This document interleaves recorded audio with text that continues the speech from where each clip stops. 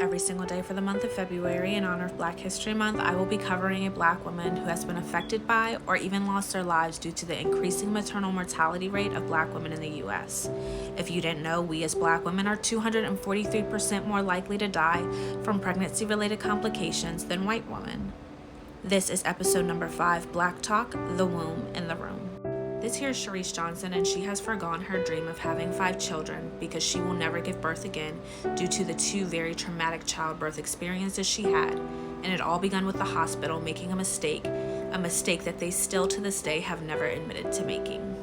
When Johnson was admitted to the hospital, she started leaning to the side when the epidural hit her spine. The next thing she knows, she was being rushed down the hallway with a mask thrown on her face as she could not breathe.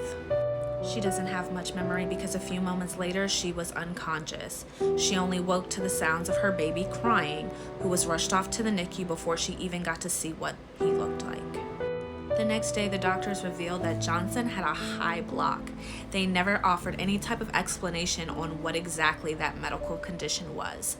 It wasn't until a year later that she found out it was not a medical condition at all. A year later, with an unrelated procedure, they explained to her that a high block was not a medical condition. It indeed was a mistake by the anesthesiologist. It means that her epidural was placed too high, leaving her paralyzed from the waist up and struggling to breathe. At the time, nobody explained what a high block was. They never advised that it was a mistake. They played it off like it was a medical condition.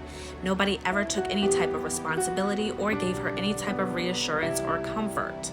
And then her second pregnancy, when she went in to deliver, they got a high blood pressure reading and they rushed her off to the OR for a C-section. It turns out that blood pressure reading was an error as well. Johnson was only left traumatized and blaming herself, thinking that she should have spoken up more and advocated for herself. Like many Black women, she was terrified of speaking up because we are labeled angry or aggressive or difficult. So we can't advocate for ourselves in these situations.